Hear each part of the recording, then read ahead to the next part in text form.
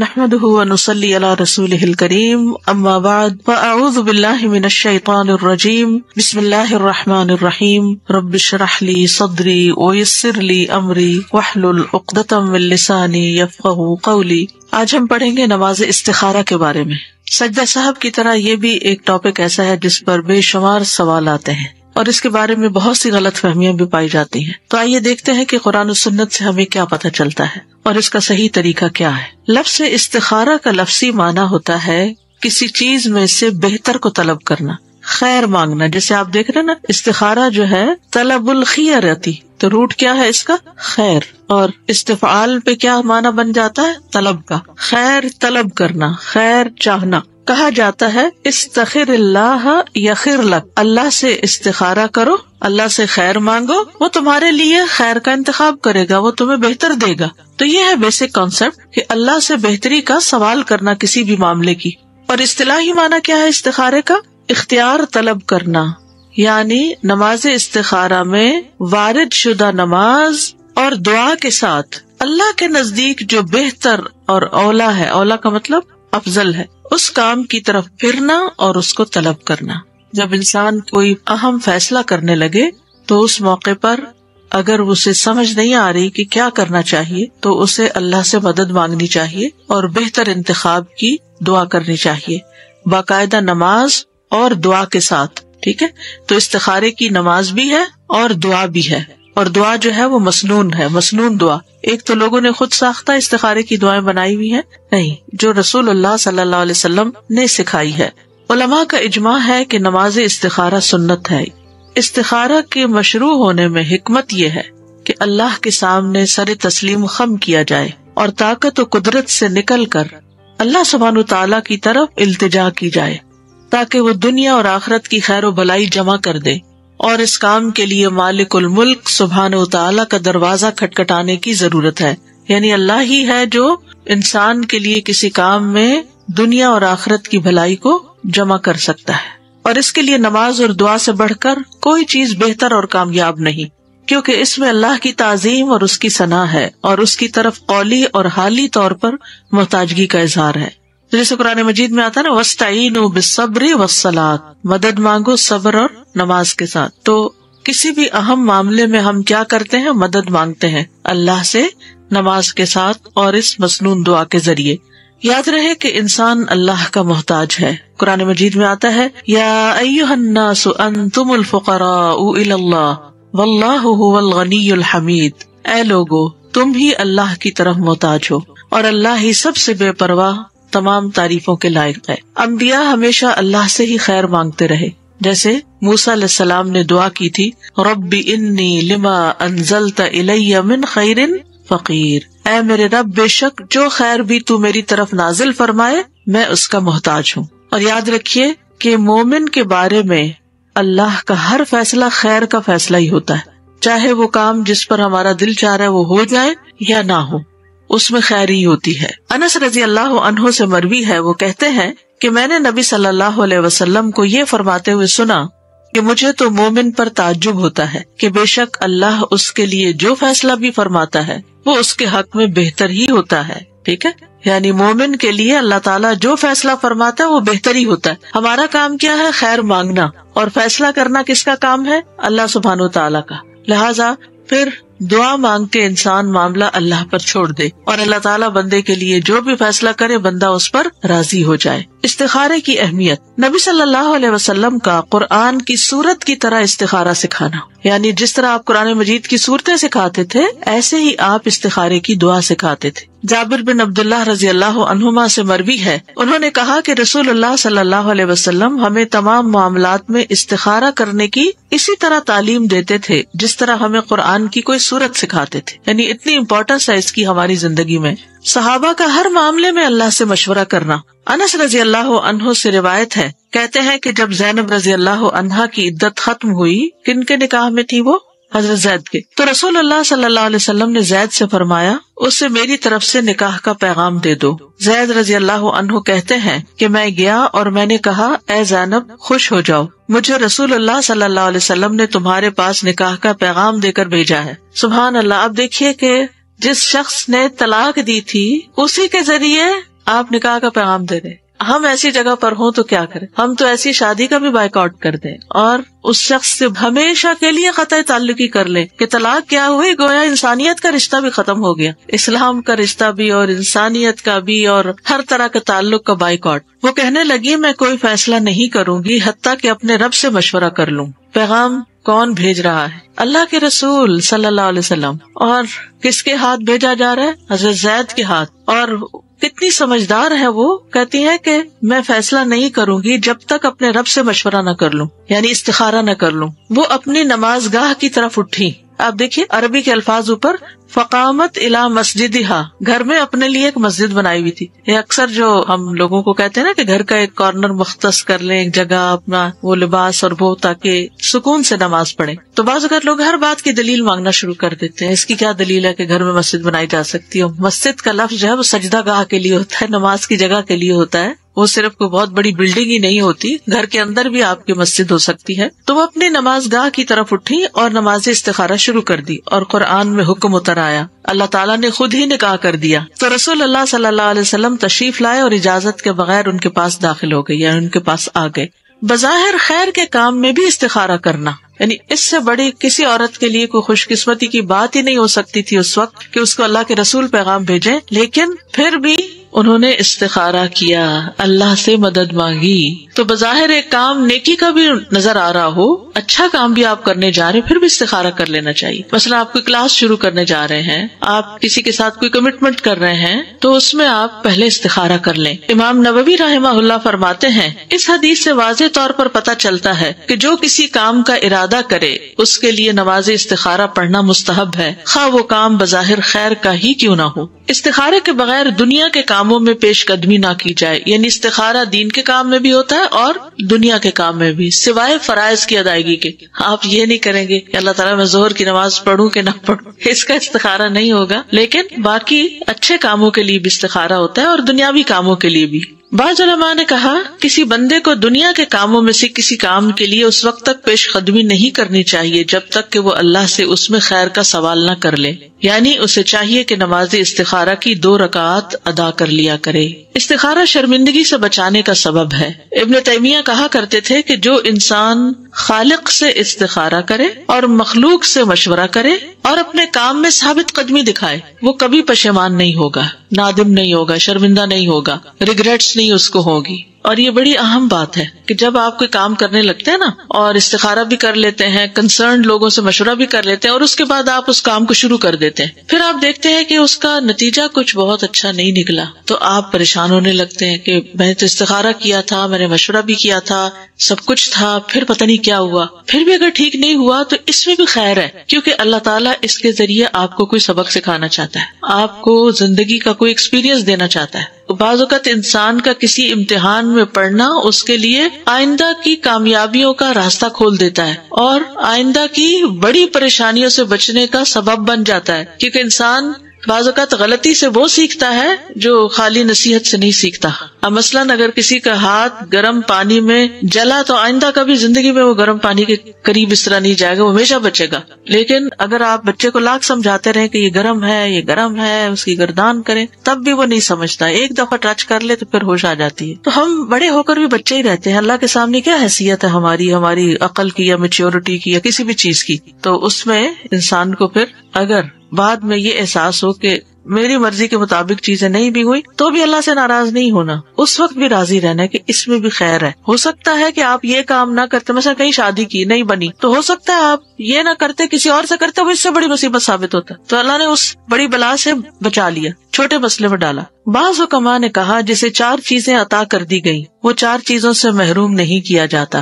Number 1، جسے شکر گزاری کی توفیق دے دی گئی اسے مزید ملنے سے محروم نہیں کیا جاتا، اس کو تو اور ملنا ہی ملنا ہے کیونکہ وہ شکر گزار ہے۔ اور یہ شکر گزاری ہماری زندگی سے نکلتی چلی جا رہی ہے، ہم کسی کے احسان، کسی کی خیر، کسی کے طرف سے ملنے والے کوئی خوشی، ہم کسی بھی چیز پر اس کو اکنالج نہیں کرنا چاہتے، اس کی تعریف نہیں کرتے، اس کے لیے اچھے جذبات نہیں رکھتے، جس کے نتیجے میں ہم غم زدہ ہی پھر رہتے ہیں اور نعمتوں کی آمد بھی ختم ہو جاتی ہے۔ تو کسی نے اگر ہمارے ساتھ چھوٹی سی بھی بھلائی کی ہو نا، تو اس کو بھی اکنالج کر لینا، چاہے ایک اسمائل کے ساتھ ہی کیوں نہ ہو، یہ بہت بڑے اخلاق کی بات ہے. تو جو شکر گزار ہوتا ہے اسے کسی مزید نعمت کے ملنے سے محروم نہیں کیا جا سکتا. نمبر 2، جسے توبہ کی توفیق دے دی گئی اسے اس کی قبولیت سے محروم نہیں کیا جاتا. اس کی توبہ پھر قبول ہو ہی جاتی، جیسے کس کی ہوئی تھی سب سے پہلے؟ آدم علیہ السلام کی. نمبر 3، جسے استخارہ کرنے کی توفیق دے دی گئی اسے بہتری سے محروم نہیں کیا جاتا. اور نمبر 4، جسے مشورہ کرنے کی توفیق دے دی گئی وہ درست بات سے محروم نہیں کیا جاتا، کیونکہ انسان خود ہی عقل کل نہیں ہوتا. جب دوسروں کے ساتھ شیئر کرتا ہے، مشورہ کرتا ہے تو بہتر رائے سامنے آ جاتی ہے. آپ دیکھیے کہ کامیاب لوگوں کے کچھ ٹریٹس ہوتے ہیں اور وہ 4 یہاں بیان کر دیے گئے.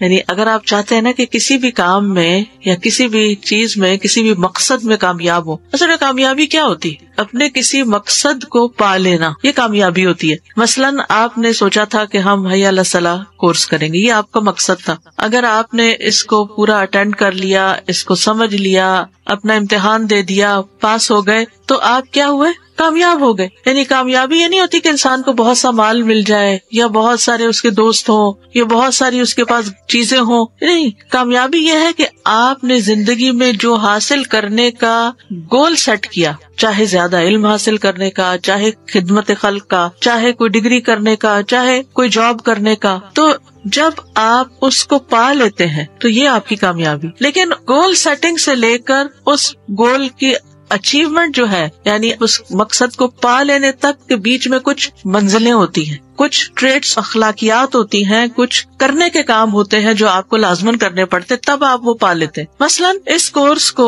بخیر و عافیت مکمل کرنے کے لیے کچھ شرائط تھی نا، کہ آپ کو ہر ہفتے اتوار کے دن یہاں آنا ہے، پھر آپ کو یہاں 2-3 گھنٹے بیٹھنا ہے، پھر آپ کو سننا ہے، پھر آپ کو لکھنا ہے، پھر آپ کو اس کو ریوائز کرنا ہے، پھر آپ کو اس کو اپنے ٹیسٹ میں لکھنا ہے، پھر آپ کو اس کی پریکٹس کرنی ہے، اس کو عمل میں لانا ہے. اگر آپ یہ ساری چیزیں کرتے رہے، اور مقصد آپ کا کیا تھا کورس کرنے کا؟ کہ میری نماز بہتر ہو جائے. یہ سب سے بڑا مقصد تھا، کیونکہ نماز کی بہتری ہر چیز کی بہتری ہے، اور نماز کا اچھا ہونا دل کے اطمینان کا سب سے بڑا ذریعہ ہے. یاد رکھیے، جس کی نماز اچھی ہے نا، اس کو خود بخود سکون قلب مل جائے گا. وہ اوقات کا خیال رکھتا ہے، وہ شرائط کا خیال رکھتا ہے، وہ خشوع و خضوع کا خیال رکھتا ہے. قد افلح المؤمنون الذین هم فی صلاتهم خاشعون. یہ تھا ٹارگٹ، کیونکہ خشوع اعلیٰ منزل ہے، اور خشوع حاصل نہیں ہو سکتا جب تک ان سنتوں پہ عمل نہ کیا جائے جو آپ کو بتائی گئی. اگر آپ کے کھڑے ہونے کا طریقہ ٹھیک نہیں، اگر آپ کو رکوع ٹھیک نہیں، اگر آپ کو سجدہ ٹھیک نہیں، اگر آپ کا اتحیات ٹھیک نہیں، اور اتحیات میں آپ کی نظر ٹھیک جگہ پر نہیں، یہ چھوٹے چھوٹے سارے پرزے جو ہیں وہ جب تک اپنی جگہ پر فٹ نہیں ہوتے، آپ کی نماز ٹھیک نہیں ہوتی. اور جب یہ سب کچھ اپنی جگہ پر فکس ہو جاتا ہے تو پھر کیا ہوتا ہے؟ آپ فلاح پا جاتے ہیں، آپ کے اندر ایک اطمینان بھر جاتا ہے. ٹھیک ہے، آپ کو بہت سی چیزیں پتہ چلی اور ابھی آپ اسٹرگل کر رہے ہیں کہ وہ سب کچھ حاصل ہو جائے اور ہم پوری طرح وہ سب کچھ کر لیں. اس میں تھوڑا وقت اور بھی لگے گا، لیکن ایٹ لیسٹ اس منزل تک پہنچنے کے لیے ہم اس راستے پہ تو چل پڑے نا، اس کے لیے تو تکلیف اٹھائی. پھر یہ بھی یاد رکھیے کہ کامیابی کے لیے ہر انسان کو ایک مددگار چاہیے ہوتا ہے. کوئی انسان بھی عقل کل نہیں ہوتا، پھر اس کی پلاننگ کرنی ہوتی ہے، پھر آپ اس کے لیے مشورہ کرتے ہیں، اور سب سے بڑھ کر یہ کہ اللہ سے دعا کرتے ہیں. اور یہاں یہ دعا استخارے کی شکل میں ہوتی ہے. تو ہمیں نماز کے لیے جب بلایا بھی جاتا ہے تو کیا کہا جاتا ہے؟ حی علی الصلاۃ، حی علی الفلاح. مومن کے لیے یہی کامیابی، یعنی جس کی نماز صحیح ہو گئی وہ واقعی کامیاب ہو گیا. آپ دنیا بھر کے سب سے امیر انسان بھی بن جائے تو ہم کامیاب نہیں اگر آپ کی نماز ٹھیک نہیں. تو یہ کامیابی کا ایک بہت اعلیٰ معیار ہے، اعلیٰ درجہ ہے، جسے حاصل کرنے کا آپ نے تہیا کیا. میں نے ایک عرصے تک اپنا یہ روٹین بنائی ہوئی تھی نماز نبی، اس وقت مجھے سب سے اچھی لگتی تھی کہ میں ہر روز 1-2 صفحہ پڑھ کے پھر اپنا جائزہ لیتی تھی، پھر 1-2 صفحہ پڑھ کے پھر اپنے آپ، کیونکہ یہ چیزیں سالہ سال جو غلط آتے پڑ گئی ان کو ریورس کرنا کوئی آسان ہے؟ وہ پھر یاد دہانی کرانی پڑتی. پھر اب کون ہو جو آپ کو ہر وقت بتائے؟ کون سر پہ کھڑا رہے اور کہے کہ یوں ایسا نہ کرو ویسا کرو؟ اپنے آپ کو خود ہی چیک کرنا پڑتا ہے. تو انشاءاللہ تعالیٰ آپ دیکھیں گے کہ یہی نماز آنکھوں کی ٹھنڈک بھی بنے گی، اور یہی نماز انشاءاللہ آخرت میں بھی کامیابی کا ذریعہ بنے گی. اور اس کے صحیح ہونے سے ٹائم مینجمنٹ بھی آئے گی، کلینلینس بھی آئے گی، اور برداشت بھی آئے گی، کیونکہ نماز میں لمبا قیام جو یہ برداشت بھی سکھاتا ہے. تو بے شمار فائدے ہیں. تو بہرحال یہ کامیاب لوگوں کی عادتوں میں سے ایک عادت ہے کہ جب وہ کوئی اہم کام کرنے لگتے ہیں تو استخارہ بھی کرتے ہیں اور مشورہ بھی کرتے ہیں. اب سوال یہ پیدا ہوتا ہے کہ استخارہ کن امور میں کیا جاتا ہے؟ جائز اور مستحب کاموں میں. کس میں؟ جائز اور مستحب کاموں میں. استخارہ جائز کاموں میں کیا جاتا ہے، جیسا کہ شادی، جائز کاروبار وغیرہ. اسی طرح جب آدمی کو مستحب چیزوں میں، مستحب کا مطلب ہوتا ہے پسندیدہ، مستحب چیزوں میں تعارض پیش آئے، کنٹراڈکٹ کر رہی ہو ایک دوسرے سے، یہ کروں کہ یہ کروں، تو دونوں استخارہ کیا جاتا ہے. کنٹراڈکشن نہ ہو تب بھی کیا جاتا ہے, کنٹراڈکشن ہو تب بھی کیا جاتا ہے. جیسا کہ کوئی آدمی دو کاموں میں سے کسی ایک کا انتخاب کرنا چاہتا ہو تو وہ زیادہ درست اور نفع سے زیادہ قریب کام کو منتخب کرتا ہے, پھر اس کام میں اللہ سے استخارہ کرتا ہے. یعنی یہ نہیں ہوتا کہ اللہ یہ کروں یا یہ, دو میں سے ایک کو پہلے آپ اپنے دل میں ٹکائیں کہ میں ان دو میں سے یہ کرنا چاہتا ہوں, پھر اس کے لیے دعا کریں. ٹھیک ہے, یعنی استخارہ یہ نہیں ہوتا یا اللہ یہ دو رشتے آئے ہیں کون سا لوں, نہیں, پہلے اپنی عقل استعمال کریں اور دونوں کے پلس اینڈ مائنس لکھ لیں اور ایک پر دل ٹکا لیں کہ ہاں یہ بہتر لگتا ہے, پھر اس پر استخارہ کریں کہ یا اللہ یہ کیا میرے حق میں بہتر ہے, مجھے یہ بہتر لگتا ہے, یعنی آپ مجھے بتائیں کہ میرے لیے کیا بہتر ہے, اگر بہتر ہے تو آپ اس کو کر دیں, اور پھر اس میں آپ بندوں سے بھی مشورہ کرتے ہیں. تو اس طرح کر کے جو کام کیا جاتا ہے اس میں انسان کو پھر اطمینان ہوتا ہے کہ میں نے استخارے اور مشورے سے شروع کیا تھا, اللہ مجھے ناکام نہیں کرے گا, اور اگر کوئی کمی بیشی ہو بھی گئی تو اس میں بھی اللہ کی طرف سے کوئی بھلائی آئے گی کیونکہ میں نے خیر مانگی ہوئی ہے. تو اللہ کے ہر فیصلے میں خیر ہی خیر ہے. حرام اور مکروہ کاموں میں استخارہ نہیں, حرام اور مکروہ کاموں کو چھوڑنے کے لیے استخارہ نہیں کیا جاتا. کوئی اس بارے میں استخارہ نہیں کرے گا کہ وہ چوری کرے یا نہ کرے, شراب پیے کہ نہ پیے, شراب میری صحت کے لیے اچھی ہے یا بری ہے, اس میں نہیں استخارہ ہوگا. واجبات میں استخارہ نہیں ہے, جیسا کہ واجبات کی ادائیگی میں اور لوگوں کے ساتھ احسان اور نیکی کے کاموں میں, اور جس کام کی بھلائی اور اس کا نفع مشہور ہو اس کام میں استخارہ نہیں ہوگا. مثلا نماز پڑھوں کہ نہ پڑھوں, زکوٰۃ دوں کہ نہ دوں, کام پہ جاؤں کہ نہ جاؤں, یہ تو آپ کی ڈیوٹی ہے بھائی, آپ کو کرنی ہے. آج کھانا پکاؤں کہ نہ پکاؤں, بچوں کو کھانا دو کہ نہ دو, یہ تو نیکی اور بھلائی کے کام ہے, یہ تو کرتے ہی رہنا چاہیے. تو دوبارہ دیکھیے واجبات کی ادائیگی, یعنی جو بھی آپ کی ڈیوٹیز ہیں, چاہے جاب کی ڈیوٹی ہے چاہے گھر کی ڈیوٹی ہے, ان ڈیوٹیز میں استخارہ نہیں ہوگا. اسی طرح لوگوں کے ساتھ احسان اور نیکی کے کاموں میں, کہ کسی بیمار کی عادت کرنے جاؤں کہ نہ جاؤں, نہیں, وہ تو ایک نیکی کا کام ہے, کرنا ہوگا آپ کو. اور جس کام کی بھلائی اور اس کا نفع مشہور ہے اس کام میں استخارہ نہیں ہوگا. کوئی یہ استخارہ نہیں کرے گا کہ وہ ظہر کی نماز ادا کرے یا نہ کرے کیونکہ یہ اس پہ واجب ہے. استخارہ ان کاموں میں کیا جاتا ہے جن کے بارے میں بندے کو ان کے درست ہونے اور نفع مند ہونے کا پتہ نہ ہو. یعنی آپ شور نہیں ہے, نماز کا تو فائدہ بتا دیا گیا آپ کو, اور نہ پڑھنے کا نقصان آپ کو بتا دیا گیا, کھانا پکانے کھلانے کا ثواب آپ کو بتا دیا گیا, اور اگر آپ مسکین کو کھانا نہیں کھلاتے تو اس کا نقصان قرآن میں بتا دیا گیا. ٹھیک ہے نا. لیکن جہاں تک واجبات اور نیکی کے کاموں کا تعلق ہے, جیسا کہ عبادات, تو ان میں استخارے کی ضرورت نہیں. جی, آپ کا سوال تھا کہ کیا سفر کرنے سے پہلے بھی استخارہ کیا جائے گا؟ جی ہاں, جب آپ نے ارادہ کر لیا کہ مجھے اب جانا ہے اپنے رشتے داروں سے ملنے کے لیے جہاں بھی کوئی ہے, تو پھر آپ نیکی کا کام کرنے لگے ہیں, لیکن چونکہ سفر درپیش ہے اس میں, تو آپ اس کے لیے استخارہ کریں گے. استخارے کا وقت, کسی کام کا ارادہ کرنے کے ساتھ ہی اس کا وقت شروع ہو جاتا ہے. یعنی اس کے لیے صبح شام رات کوئی جیسے 5 نمازوں کے اوقات ہے, استخارے کا کوئی خاص وقت نہیں ہے. جب آپ کے سامنے کام آیا تو آپ استخارہ کر لیں. جب آپ چیزوں میں سے کسی چیز کے کرنے کا پختہ ارادہ کر لیں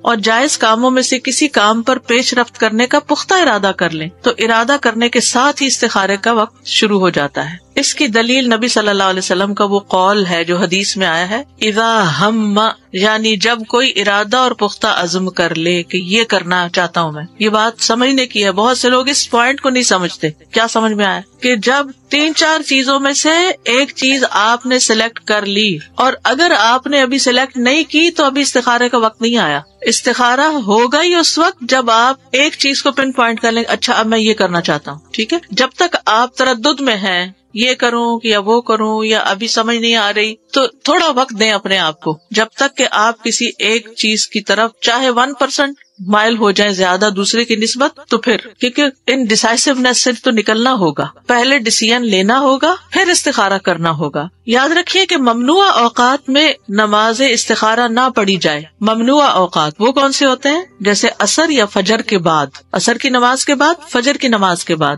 استخارے کی نماز نہ پڑھی جائے. عقبہ بن عامر جوہنی سے روایت ہے, وہ کہتے ہیں کہ 3 اوقات کے متعلق رسول اللہ صلی اللہ علیہ وسلم ہمیں منع فرمایا کرتے تھے کہ ہم ان میں نماز پڑھیں یا ان اوقات میں اپنے مردوں کو دفن کریں جب سورج نکل رہا ہو حتیٰ کہ بلند ہو جائے, عین دوپہر زوال کے وقت حتیٰ کہ سورج ڈھل جائے, اور جب سورج غروب ہونے کے قریب ہو حتیٰ کہ غروب ہو جائے, کیونکہ یہ سورج پرستوں کی عبادت کے اوقات ہیں, شرک کرنے کے خاص اوقات ہیں. ٹھیک ہے, تو اس لیے ان 3 اوقات میں استخارہ نہیں کریں. عین دوپہر کے وقت ابھی زوال نہیں ہوا اور سورج اندر باہر نکلنے میں اور اندر باہر غروب ہونے میں. اگر معاملہ مؤخر نہ کیا جا سکے، یعنی ہائیسٹ لیول کی ایمرجنسی آ گئی ہے کوئی، تو ممنوع اوقات میں بھی استخارہ کیا جا سکتا. اگر استخارہ کسی جلد کیے جانے والے کام کے لیے کرنا ہو جسے مؤخر نہ کیا جا سکتا، مثلا فلائٹ جا رہی ہے اور آپ کو ٹکٹ بک کرنے ہیں اور ابھی ابھی کرنے ہیں، تو پھر آپ کو اس وقت بھی کر لینا چاہیے. تو ایسے وقت میں نماز استخارہ پڑھی جا سکتی. لیکن اگر ایسے سبب کے لیے استخارہ کرنا ہو جسے مؤخر کیا جا سکتا تو اس استخارے کو مؤخر کرنا ہی ضروری ہے، واجب ہے. یعنی چاہے تھوڑی سی بھی بہتری زیادہ نظر آئے نا تو پھر اس کو ذہن میں رکھ کے استخارہ ہوتا ہے. تین چیزوں کا اکٹھا استخارہ نہیں ہوتا.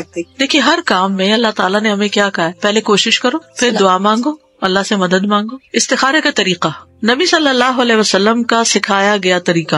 جابر بن عبداللہ رضی اللہ عنہما سے روایت ہے، کہتے ہیں کہ رسول اللہ صلی اللہ علیہ وسلم ہمیں تمام معاملات کے لیے استخارہ اس طرح سکھاتے تھے جیسے ہمیں قرآن کی کوئی سورت سکھایا کرتے تھے. آپ فرماتے تھے جب تم میں سے کوئی کسی کام کا ارادہ کرے تو فرض نماز کے علاوہ 2 رکعت نفل پڑھے، پھر کہے اے اللہ میں تیرے علم کے ذریعے سے خیر کا طالب ہوں، یعنی یہ دعا پڑھے آخر تک. اور یہ فرض نماز کے علاوہ نماز پڑھنی ہوگی، فرض کے بعد آپ نے یہ دعا نہیں پڑھ کے کام چلانا، الگ نماز ہے اس کی. ٹھیک ہے. شیخ ابن عثیمین کہتے ہیں کہ علماء رحمہ اللہ نے آپ صلی اللہ علیہ وسلم کے اس فرمان فَلْيُصَلِّ رَكْعَتَيْنِ مِنْ غَيْرِ الْفَرِيضَةِ کہ وہ فرض کے علاوہ 2 رکعت ادا کرے، اس میں اختلاف کیا ہے کہ کیا اگر کوئی سنت موقدہ پڑھنے کے بعد استخارہ کی دعا کر لے تو اسے اس کا مقصد حاصل ہو جائے گا، یا استخارے کے لیے مستقل نماز پڑھنا ضروری ہے. یعنی نماز کے بعد 2 سنتیں ہم پڑھتے ہیں تو کیا وہ کافی ہیں، اسی کے بعد دعا کر لے یا پھر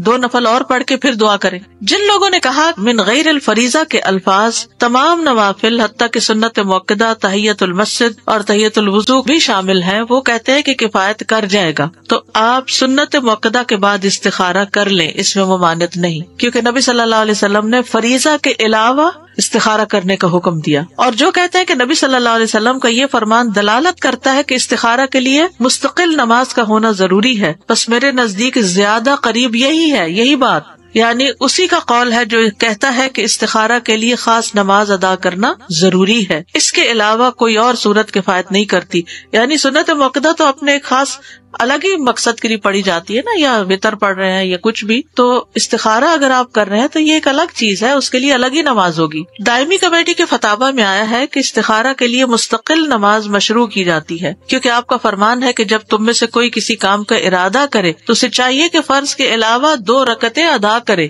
تو یہ کون سی 2 رکعتیں، یہ تھوڑی کا سنت موقدہ ادا کرے. ٹھیک ہے، یعنی خاص اسی کام کے لیے 2 رکعتیں ادا کرے. 2 رکعتوں میں قرات کوئی ایسی دلیل نہیں ملتی جو اس بات پر دلالت کرے کہ نماز استخارہ میں کوئی خاص سورت یا متعین آیات کی تلاوت کرنی چاہیے. ٹھیک ہے، یعنی بعض لوگ کہتے ہیں نا علم نشرہ پڑھو، کوئی کہتا ہے 10 دفعہ قل اللہ پڑھو، کوئی کچھ بتاتا ہے، کوئی کچھ. یہ سب لوگوں کی خود ساختہ باتیں اور انسان کو پریشان کرتی. دین نے ہمیں آزاد رکھا ہے، جو تمہیں آتی ہے سورت وہ پڑھ لو. اب اگر ہم کسی کو پابند کریں کہ سورت علم نشرہ پڑھو تو اس بیچارے کو قل اللہ ہی آتی ہے تو کیا وہ استخارہ نہیں کرے گا؟ وہ استخارہ کرے گا. ٹھیک ہے نا. تو کوئی خاص مخصوص صورت نہیں ہے. رائٹ. صحیح بات کیا ہے کہ مسلمان جب نماز استخارہ پڑھے تو وہ دونوں رکعتوں میں سورت الفاتحہ پڑھے، پھر قرآن میں سے جو بھی اس کے لیے پڑھنا آسان ہو پڑھ لے. جب بن باز سے نماز استخارہ کی کیفیت کے بارے میں سوال کیا گیا تو انہوں نے کہا اس کی کیفیت یہ ہے کہ 2 رکعت نماز پڑھی جائے جیسے کہ باقی کی نفلی نماز ہوتی. ہر رکعت میں سورت فاتحہ پڑھے اور قرآن میں سے جو بھی اس کے لیے پڑھنا آسان ہو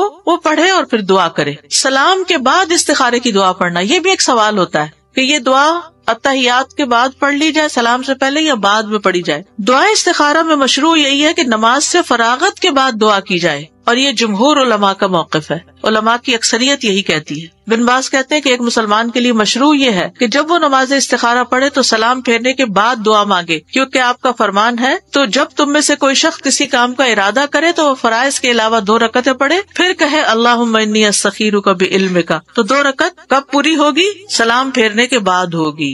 کیا 2 رکعت پڑھے بغیر صرف دعا پڑھ سکتے ہیں؟ یہ بھی سوال آتا ہے. ٹھیک ہے نا. یہ واضح ہی ہے کہ استخارہ کی 2 رکعت ہوتی ہے، پھر نماز کے بعد دعا کی جاتی ہے. لیکن اگر مسلمان نماز پڑھنے کی طاقت نہ رکھتا ہو تو کیا نماز کے بغیر صرف استخارے کی دعا ہی پڑھی جا سکتی ہے؟ مثال کے طور پر کوئی عورت حائضہ ہو اور اسے کوئی حاجت پیش آ جائے اور وہ اس بارے میں استخارہ کرنا چاہتی ہے، کوئی بزنس ڈیل ہے، کہیں جانا پڑ رہا ہے یا کوئی بھی، لیکن وہ نماز نہیں پڑھ سکتی، تو کیا اس کے لیے صرف دعا مانگ کر استخارہ کر لینا جائز ہے؟ جی ہاں. اس کا جواب کیا ہے؟ جی ہاں. جس کے لیے نماز ادا کرنا ممکن نہ ہو، نفاس کی حالت میں عورت 40 دن کے لیے، حیض کی حالت میں 10 دن کے لیے، اور وہ کام جس کے لیے استخارہ کرنا 10 دن نہیں لٹکا سکتے، تو اب کیا کریں؟ اب صرف نماز کے بغیر ہی دعا استخارہ پڑھ لے. امام نووی فرماتے ہیں اگر وہ نماز پڑھنے سے معذور ہو تو صرف دعا کر کے استخارہ کرے. دعا پڑھیے: اے اللہ، میں تجھ سے تیرے علم کی بدولت خیر طلب کرتا ہوں، اور تیری قدرت کی بدولت تجھ سے طاقت مانگتا ہوں، اور تیرے فضل عظیم کا طلبگار ہوں. بے شک قدرت تو ہی رکھتا ہے اور مجھے کوئی قدرت نہیں، اور تو جانتا ہے اور میں کچھ نہیں جانتا، اور تو تمام پوشیدہ باتوں کو جاننے والا ہے. اے اللہ، اگر تو جانتا ہے کہ یہ کام جس کے لیے استخارہ کیا جا رہا ہے، دل میں وہ رکھے اس کام کو، میرے دین، میری دنیا اور میرے کام کے انجام کے اعتبار سے میرے لیے بہتر ہے تو اسے میرے لیے نصیب کر لے. اور اگر تو جانتا ہے کہ یہ کام میرے دین، میری دنیا اور میرے کام کے انجام کے اعتبار سے برا ہے تو اسے مجھ سے ہٹا دے اور مجھے بھی اس سے ہٹا دے. پھر میرے لیے خیر مقدر فرما دے، جہاں بھی وہ ہو، پھر مجھے اس پر راضی بھی کر دے. اتنی خوبصورت دعا ہے.